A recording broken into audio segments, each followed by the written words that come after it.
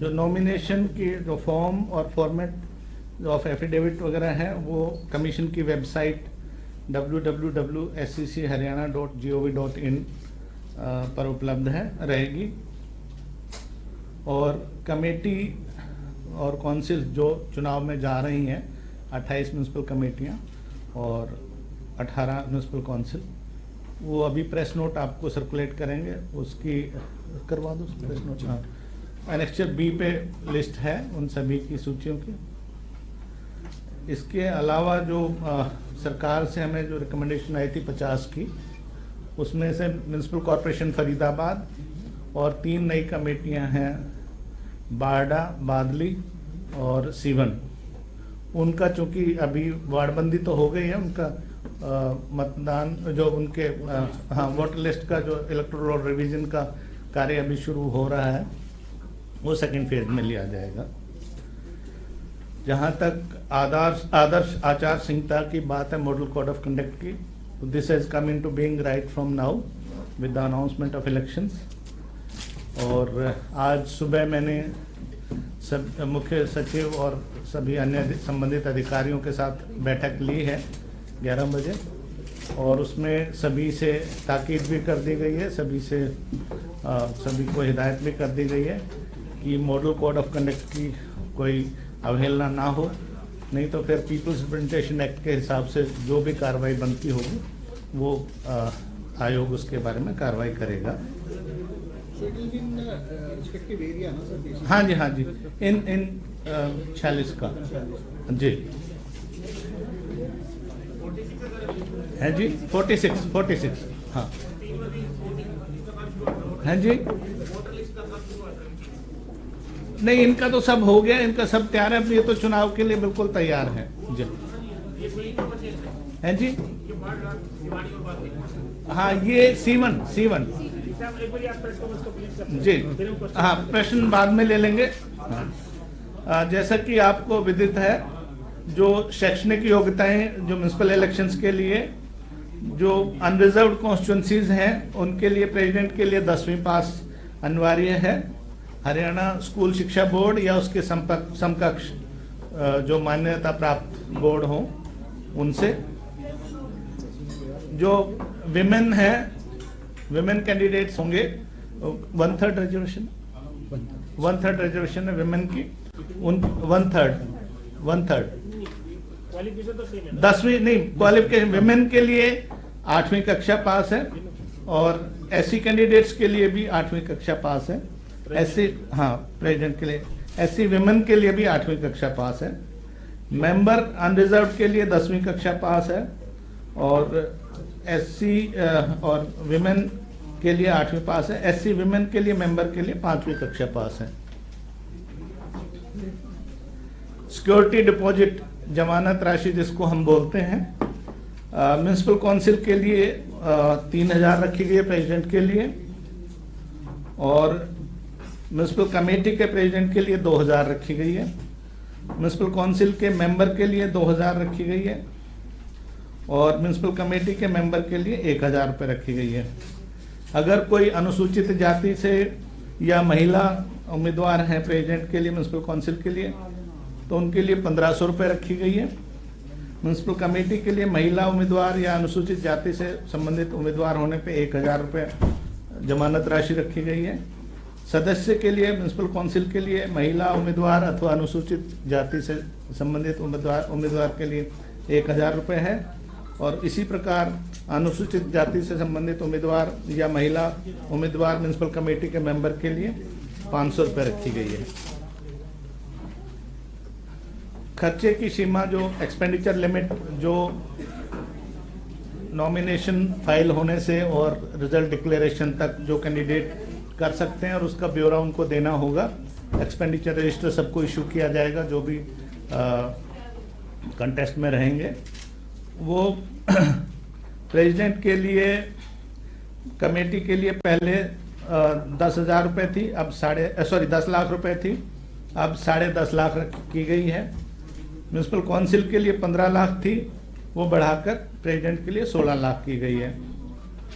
इसी प्रकार जो सदस्य हैं म्यूनिसिपल कमेटी के लिए 2.25 लाख रुपए थी, जिसको बढ़ा के 2.5 लाख किया गया है। काउंसिल के लिए 3,30,000 थी, सदस्य के लिए उसको बढ़ा के 3.5 लाख किया गया है।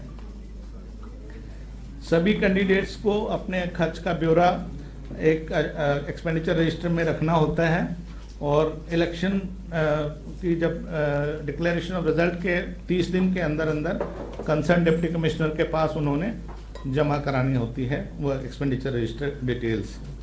अगर कोई व्यक्ति ऐसा नहीं करता है तो चाहे वो जीता है हारा है, जिसने भी कंटेस्ट किया है, अगर इलेक्शन एक्सपेंडिचर स्टेटमेंट उसको सबको देनी है, नहीं है तो उसको 5 साल के लिए अयोग्य घोषित किया जा सकता है आगे चुनाव लड़ने के लिए। अभी बात आती है एफिडेविट की। आप सब जानते हैं कि माननीय सर्वोच्च न्यायालय ने भी इसका बहुत गंभीरता से संज्ञान लिया है कि लोगों का, जो लोग चुनाव लड़ रहे हैं उनके क्रिमिनल केसेस का ब्यौरा आम जनता के वोटर के पास होना चाहिए। तो अगर इसके लिए एफिडेविट वो सबमिट करेंगे जिसमें उनके क्रिमिनल एंटीसीडेंट्स कोई अगर हैं, किसी के खिलाफ कोई केस रजिस्टर हुआ है, क्या स्टेज है, वो बताएंगे उसमें। और इनको ऐसी डिक्लेरेशन को पब्लिसिटी देने के लिए 2 न्यूज़पेपर में, एक हिंदी और एक अंग्रेजी में, उस म्यूनसिपल एरिया में जो सर्कुलेशन हो उसमें भी पब्लिश किया जाएगा। फॉर्मेट C1 में जो है 3 डिफरेंट डेट्स में हाँ इसको पब्लिश किया जाएगा। Following the last date for withdrawal of candidature and up to 2 days before the date of poll. इन दौरान में 3 बार पब्लिश किया जाएगा। कौन सी डेट से कौन सी डेट तक? लास्ट डेट ऑफ विड्रॉल यानी कि जब कैंडिडेचर फाइनल हुई, और पोल की दिन से यानी 19 से पहले, मतलब 17 तक 3 बार इसको पब्लिश किया जाएगा। 17 की वीडियो 3 बार। हाँ जी, हाँ जी। जो उम्मीदवार हैं उनको अपने क्रिमिनल केसेस की डिटेल लोकल टीवी चैनल पे या केबल नेटवर्क पे भी देनी होगी 3 डिफरेंट डेट्स को। रिटर्निंग ऑफिसर जो हैं इसके बारे में उनको फॉर्मेट C2 में नोटिस इशू करेंगे, रिटर्न रिमाइंडर इशू करेंगे अगर किसी का नहीं आ रहा है तो, ताकि वो उसको पब्लिश करें। अगर कोई पॉलिटिकल पार्टी का कैंडिडेट है, चाहे वो रिकॉग्नाइज्ड है चाहे रजिस्टर्ड है, रजिस्टर्ड अनरिकॉग्नाइज्ड है, उनको भी पॉलिटिकल पार्टी को भी उनके क्रिमिनल केसेस के बारे में सूचना दी जाएगी रिटर्निंग ऑफिसर द्वारा। कैंडिडेट की ने जो दी जानकारी वो पार्टी के, हाँ पार्टी को भी दी जाएगी, रिटर्निंग ऑफिसर देंगे।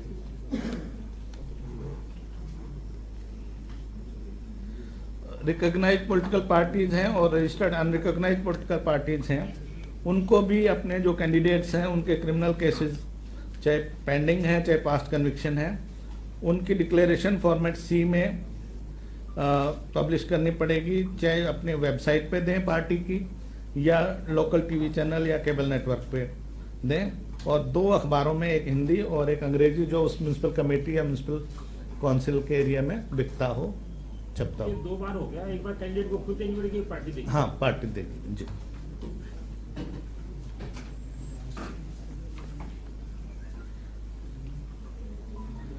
इस बारे में जो पॉलिटिकल पार्टीज हैं वो डिप्टी कमिश्नर को एक वो भी देंगे, डिटेल्स सूचना भी देंगे कि हमने जो रिक्वायरमेंट थी वो पूरी कर ली गई है इस मामले में।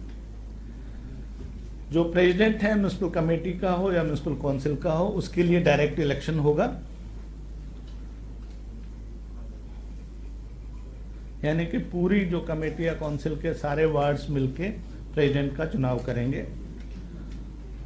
इस सारी प्रक्रिया में लगभग जो प्रत्यक्ष रूप से और अप्रत्यक्ष रूप से लगभग 10,000 लोग इस चुनाव से संबंध रहेंगे किसी न किसी रूप में, एम्प्लॉयज हमारे डिफरेंट डिपार्टमेंट्स के, हाँ, ताकि पुलिस वगैरह सब मिला के, ताकि इसको, अच्छा पुलिस अलग से, पुलिस पर्सनल अलग रहेंगे, ताकि इस चुनाव को हम फ्री एंड फेयर मैनर में, ट्रांसपेरेंट तरीके से, पीसफुल तरीके से कंडक्ट करवा सकें।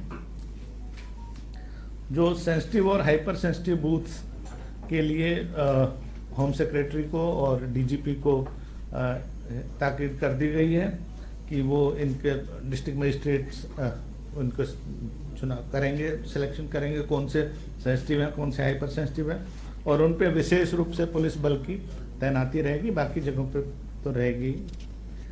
चुनाव में जो एक और महत्वपूर्ण जो जानकारी मैं आपसे साझा करना चाहूँगा, इसमें हम M2 टाइप 4000 EVMs हमने डिप्लॉय करी हैं सभी डिस्ट्रिक्ट्स में। 21 जिले हैं जो इसमें कवर हो रहे हैं, केवल फरीदाबाद को छोड़कर। तो सभी में जहां जितनी म्यूनसिपल कमेटी या काउंसिल है उसके हिसाब से, रिक्वायरमेंट के बूथों के हिसाब से 4000 EVMs हमने M2 टाइप भेज दी हैं। उनका फर्स्ट लेवल चेकिंग बोलते हैं, जिसको मशीनरी ठीक से काम कर रही है कि नहीं, कोई उसमें कोई दिक्कत तो नहीं है, तो सारा वो हो गई है। Separate EVM shall be used for the post of president and member. Member के लिए अलग होगी EVM और प्रेसिडेंट के लिए अलग होगी। जो बैलेट पेपर मशीन में लगेगा उसमें प्रेसिडेंट के लिए पिंक कलर का होगा और मेंबर के लिए व्हाइट कलर का होगा।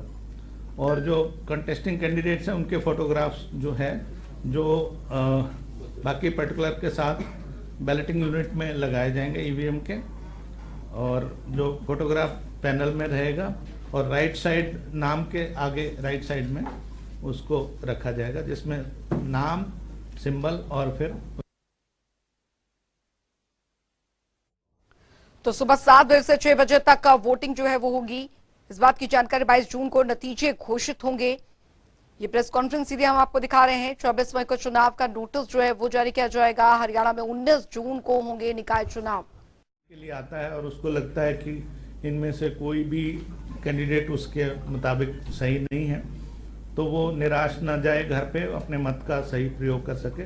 और नन ऑफ दी अबाउ का भी उसमें एक बटन रहेगा, सभी कैंडिडेट्स जो कंटेस्ट करें उनके बाद लास्ट में।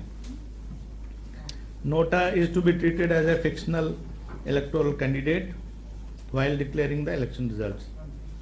और अगर कॉन्टेस्टिंग कैंडिडेट्स इंडिविजुअली सभी नोटा से अगर कम उनकी वोट्स आती हैं तो नोटा को डिक्लेयर किया जाएगा और वहाँ पे फिर फ्रेश इलेक्शन होगा। लेकिन अगर सेकेंड टाइम भी यही स्थिति रहती है तो फिर जो हाईएस्ट वोट जो लेगा उसको डिक्लेयर कर दिया जाएगा। फ्रेश इलेक्शन अगर कहीं खुदा न खास्ता आवश्यकता पड़ी तो वो फिर नॉमिनेशन स्टेज से दोबारा से सारी कार्रवाई होगी। नोटा के मामले में जी, जो पहले जो नोटा से अगर कम वोट लेके जो कैंडिडेट पिछली बार के इलेक्शन में है तो उनको दोबारा से नॉमिनेशन नहीं भरने दी जाएगी, क्योंकि उनको तो लोग फिर अगर नकार ही चुके। हाँ जी जी, जहाँ हाँ जी हाँ जी, इलेक्टोरल रोल वोटर लिस्ट की जहाँ तक बात है, विधानसभा का जो मतदाता सूची होती है 1 जनवरी को हर साल इलेक्शन कमीशन ऑफ इंडिया उसको रिवाइज करते हैं और 5 जनवरी को पब्लिश होती है। उसी को आधार मान के हमारी मतदाता सूचियां बनेंगी और उन्हीं को वार्डों में डिस्ट्रीब्यूट किया जाएगा। और अगर किसी व्यक्ति का विधानसभा की मतदाता सूची में नाम है और यहाँ नहीं है तो वो संबंधित फॉर्म भर के और उसमें जुड़वा सकता है। चूँकि विधानसभा की मतदाता सूचियों का पुनरीक्षण का काम सारा साल भर चलता है, तो नॉमिनेशन के लास्ट डे तक अगर किसी का नाम उधर है और पहले वहाँ डलवाना पड़ेगा। अगर वहाँ नहीं है तो फिर तो कोई चांस ही नहीं है। अगर मान लो वहाँ भी नहीं है और गलती से रह गया तो वहाँ डलवा के नाम इधर भी जो last date of withdrawal of nomination है उस तक अपना इसमें चेंज करवा सकता है।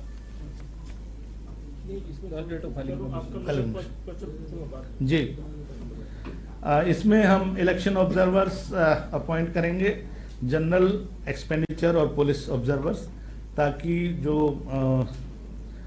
किसी तरह की कोई जिला प्रशासन के स्तर पे अगर कहीं कोई इम्पार्शलिटी की या इस तरह की शिकायत है या किसी कैंडिडेट या किसी पॉलिटिकल पार्टी की तरफ की शिकायत है या उनकी तरफ से कोई शिकायत है, उन सबको देखने के लिए इलेक्शन ऑब्जर्वर्स जनरल, एक्सपेंडिचर और पुलिस अपॉइंट होंगे। तो पब्लिक उनके नंबर पब्लिक किए जाएंगे और जिस संबंधित कोई भी शिकायत होगी तो वो पब्लिक उनसे कर सकते हैं।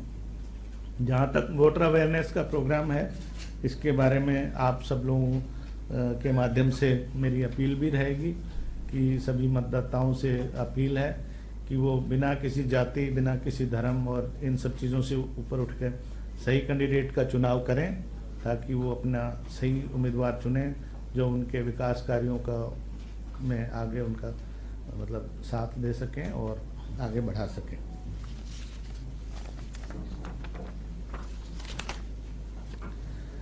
कोविड-19 पेंडेमिक प्रोटोकॉल की जहाँ तक बात है, फिलहाल ईश्वर की कृपा से ऐसी कोई भयावह स्थिति नहीं है, लेकिन फिर भी एसीएस हेल्थ को और डीजी हेल्थ जो दोनों मीटिंग में सुबह थे, उनसे रिक्वेस्ट कर दी गई है कि इसमें संबंध में नेसेसरी जो एडवाइजरी है वो भी जारी करें और जहां जैसे संभव होगा चुनाव के दिनों में जैसी स्थिति होगी उसके हिसाब से आवश्यक कदम भी उठाएं।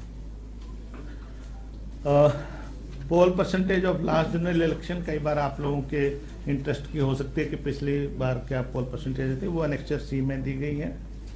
और इस सबके साथ ही मेरी आप सब लोगों से फिर एक बार प्रार्थना है, आपसे सहयोग की मैं उम्मीद करता हूं कि अगर कोई ऐसी नकारात्मक चीज़ आपके ध्यान में आती है तो कृपया आयोग के संज्ञान में लाएं। वैसे तो मीडिया का जो भी न्यूज़पेपर्स के माध्यम से, इलेक्ट्रॉनिक मीडिया के माध्यम से हमें मिलती रहती है और इसमें लोगों को सही मार्गदर्शन भी करें, क्योंकि आप इंटेलिजेंसिया से हैं, आप बुद्धिजीवी वर्ग से हैं तो और आप न्यूट्रल हैं सब, तो मेरी आपसे अपील रहेगी।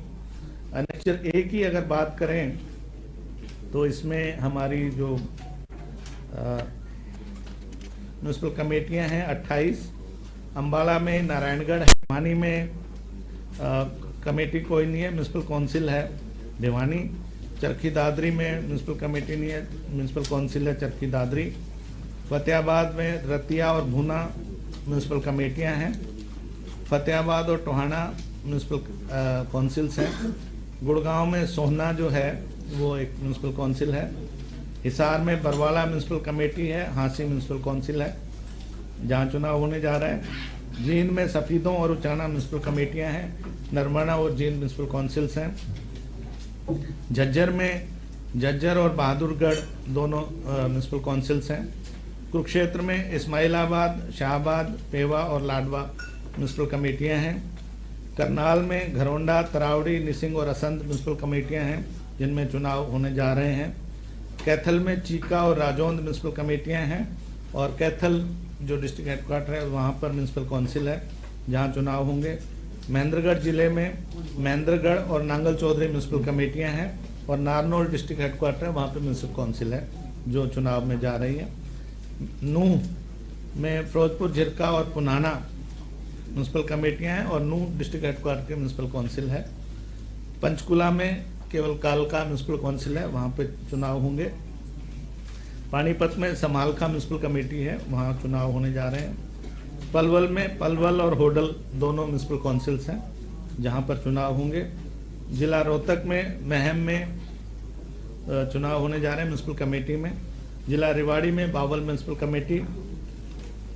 सोनीपत में गन्नौर और कुंडली दो म्यूनसिपल कमेटियां हैं और गोहाना म्यूनसिपल काउंसिल है। सिरसा जिले में एलनाबाद और रानिया म्यूनसिपल कमेटियां हैं और मंडी डबवाली म्यूनसिपल काउंसिल है। यमुनानगर में सढौरा है जहां पर म्यूनसिपल कमेटी जहां पर चुनाव होंगे। अनुसूची बी की हम बात करें तो ये details of wards, polling station, reservation of seats and votes ये दिए हुए हैं। तो ये बहुत लंबी चौड़ी नंबर्स है, स्टैटिस्टिक्स है, तो सबको कॉपी में सर्कुलेट करने के लिए कहा है, तो आप काइंडली उसमें से देख लें। उसमें कोई अगर पूछ सकते हैं।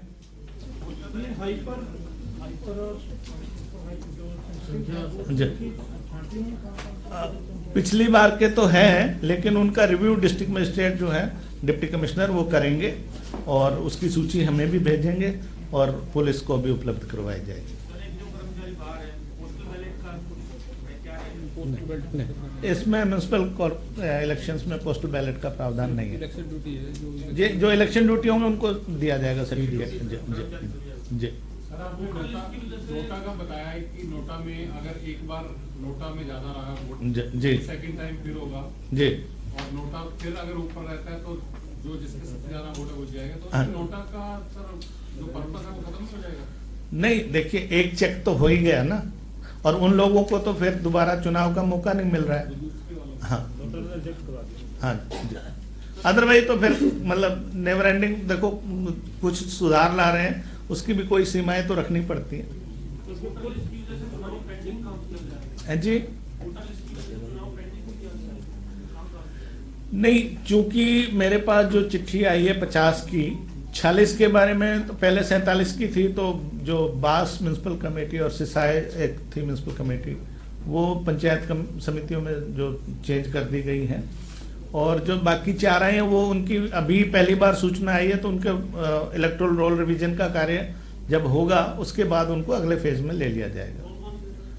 फरीदाबाद है, सीवन है, और बारडा है और बादली है।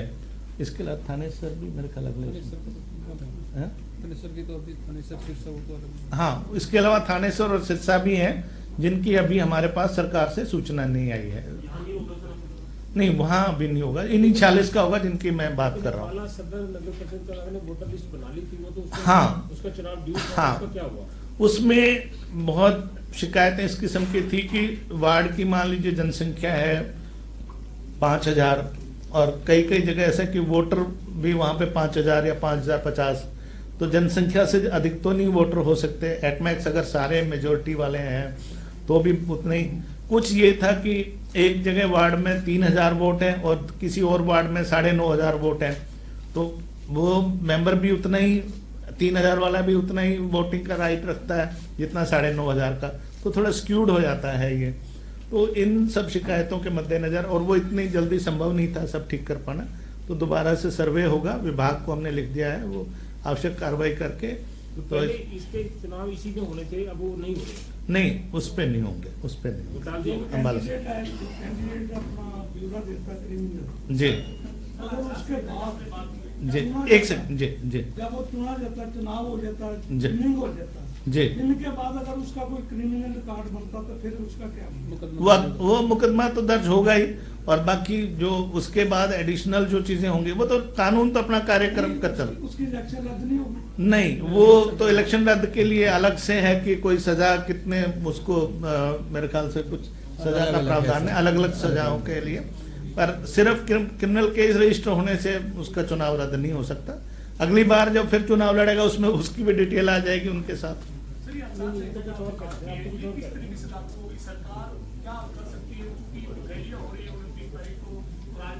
29 आने दो, 29 आने दो, नहीं आने दो 29। देखिए, जो वायलेशन है उसके लिए जो कमीशन, वो ये जानना चाह रहे हैं जी। कि रैली के बाद छोड़ दो, रैली जी, चुनाव आचार संहिता में आता क्या क्या है? चुनाव मॉडल कोड ऑफ कंडक्ट की वैसे तो अलग से गाइडलाइंस हैं, डिटेल उसमें मुख्य ये है कि कोई भी इन कमेटियों और काउंसिल से रिलेटेड कोई नई घोषणा नहीं हो सकती, कोई नया प्रोजेक्ट, नई स्कीम, नया फाउंडेशन लेइंग स्टोन। जब वीवीपैट शुरू हुआ तो फिर M3 टाइप हो गई है विधानसभा और लोकसभा के लिए, और जो M2 टाइप है वो जो स्थानीय निकाय चुनाव में M2 टाइप की मशीनों में मशीनें प्रयोग होती हैं। इसमें मोरलेस फीचर्स वही हैं, सिर्फ वीवीपैट की व्यवस्था इसमें नहीं है। तो पहली बार यूज कर रहे हैं नहीं, M2 टाइप पिछली बार भी प्रयोग की गई थी। ये टोटल आवश्यकता कितनी मशीनों की है? 4000 हमने दी है और उसमें पूरा हो जाएगा। अगर फिर भी कहीं आवश्यकता रही तो हमारे पास हैं और भी अवेलेबल हैं, हेडक्वार्टर्स पे भी हैं और सभी जिलों में भी है, क्योंकि हमने पंचायत चुनाव की भी तैयारियां कर रखी थी, तो ईवीएम की वजह से कोई दिक्कत नहीं आएगी। और सभी जो सेक्टर मजिस्ट्रेट या सेक्टर ऑफिसर सुपरवाइजर हम बोलते हैं, उनके यहाँ पे एडिशनल भी व्यवस्था रहेगी, ताकि कहीं खराब हो जाती है तो तुरंत उसको रिप्लेस कर दिया जाए। ये रिजर्वेशन का क्या रहेगा? रिजर्वेशन जो 10 मई 2022 का माननीय सर्वोच्च न्यायालय सुप्रीम कोर्ट ऑफ इंडिया का जो डिसीजन था, सुरेश मेहता है, क्या नाम है उसका, Suresh Mahajan versus Madhya Pradesh and another में, उनमें उन्होंने कहा है कि जो स्टेट कॉन्स्टिट्यूशनल रिजर्वेशन है वो SC ST के लिए है और महिलाओं के लिए रिप्रेजेंटेशन की बात है। जो अदर बैकवर्ड क्लासेस के लिए रिजर्वेशन है उसके लिए एक उन्होंने ट्रिपल टेस्ट कहा है। तो जब तक वो ट्रिपल टेस्ट ना पास कर लें, मतलब स्टेट गवर्नमेंट्स, तब तक बैकवर्ड क्लासेस के लिए रिजर्वेशन नहीं कर सकते। उसमें ट्रिपल टेस्ट में है कि state government backward classes commission नियुक्त करे, वो बैकवर्ड क्लासेस कमीशन सर्वे कराए बैकवर्ड क्लासेस का, और जहाँ भी म्यूनसिपल कमेटी है, म्यूनसिपल काउंसिल है, म्यूनसिपल कॉर्पोरेशन है, जब से वो बनी है तब से वहाँ देखें कि वहाँ पे कितनी बैकवर्ड क्लासेस की पॉपुलेशन थी और कितने लोग मतलब अनरिजर्व उसमें चुनाव चुन के आए और कितनी इनएडिक्वेसी रही, कितनी कमी रही। उसके हिसाब से फिर वो सर्वे की रिपोर्ट सरकार को दे, फिर वो रिजर्वेशन की परसेंटेज जो एक्चुअल रही, क्योंकि जब अगर रिजर्वेशन नहीं है तो जनरल कैटेगरी में, अनरिजर्व कैटेगरी में चुन के आए हैं, जब बहुत सारे लोग बैकवर्ड क्लासेस के भी जो है अनरिजर्व कैटेगरी में चुन के आते थे, उसके बावजूद अगर कोई कमी है तो फिर वो गवर्नमेंट को रिकमेंडेशन भेजे बैकवर्ड क्लासेस कमीशन, और फिर उनके लिए रिजर्वेशन की व्यवस्था की जाए और वो 50% ओवरऑल रिजर्वेशन से एक्सीड ना करे। ये माननीय सर्वोच्च न्यायालय का कहना था। तो हरियाणा सरकार में चूंकि ये अभी ट्रिपल टेस्ट की व्यवस्था पास नहीं हुआ है, इसलिए जो बैकवर्ड क्लासेस के लिए रिजर्व थी बैकवर्ड क्लासेस या बैकवर्ड क्लासेस वुमेन के लिए, वो अनरिजर्व कैटेगरी में चली जाएंगे। इसी सुप्रीम कोर्ट के फैसले में ये लिखा है और उसने राज्य चुनाव आयोगों को, क्योंकि पूरे प्रदेश के राज्य चुनाव आयोगों को कहा है जी कि ये 5 साल की जो सीमा है हमारी, 5 साल पूरा होने से पहले चुनाव सुनिश्चित कर लिए जाए। जबकि हरियाणा में पिछले चुनाव में भी लेट हुए, इस बार के चुनाव में लेट हुए, और जो आगे होने वाले चुनाव है हमारे, पंचायत में भी होने वाले आ गए हैं जी।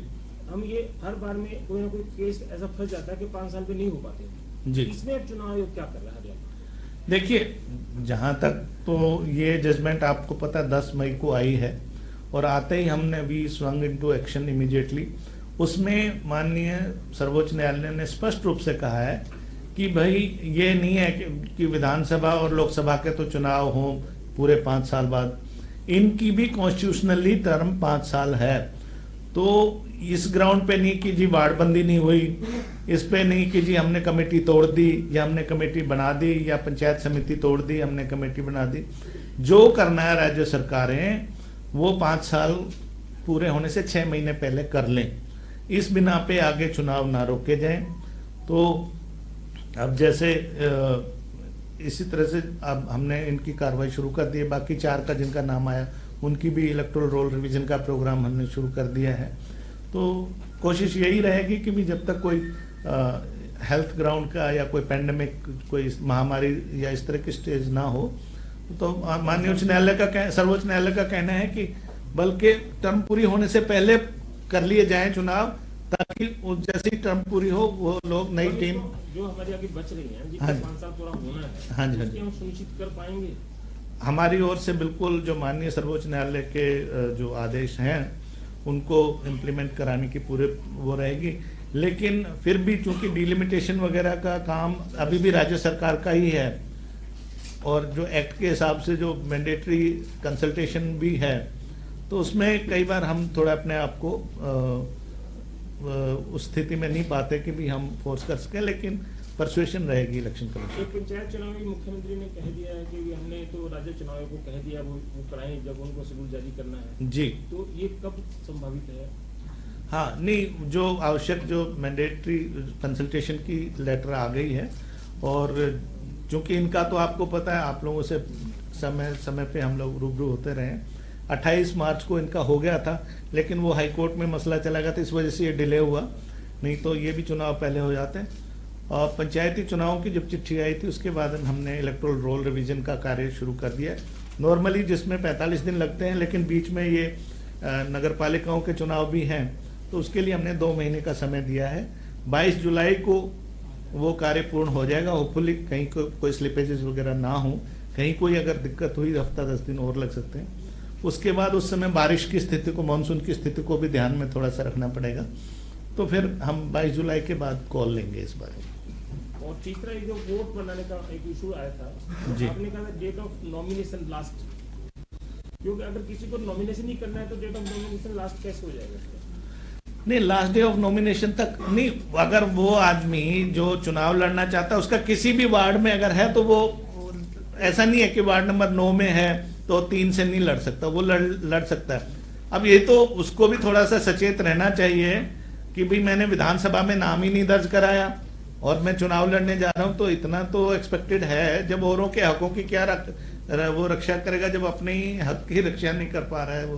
तो लास्ट डे ऑफ नॉमिनेशन तक वो वोट बनवा सकता बनवा है। सकता है, तो उसका वोट पोल हो जाएगा। हाँ जी, पर बशर्ते ये है कि पहले वो विधानसभा मंडल सूची में। विधानसभा से फिर इधर वो हाँ हाँ जी, इधर एप्लीकेशन देनी पड़ेगी जी उसके लिए। फिर जी एप्लीकेशन देनी पड़ेगी इधर जी हाँ जी, हाँ जी। इसमें अपने राज्य चुनाव आयोग की वोटर लिस्ट के लिए। हाँ जी, हाँ जी। जी। अब रिटर्निंग तो पर्पज से एप्लीकेशन देनी। 15 सितंबर तक हो जाएंगे। अभी देखिए 22 जुलाई के बाद ही उस समय स्थिति देखते एक हुए थोड़ा करीब बता पाए कितने मतदाता हैं हमारे पास, वो कोई शायद एक पॉइंट रह गया, बाकी सब हो गए। कितने वो मतदाता हैं? एनेक्चर सी में है, सॉरी बी में है।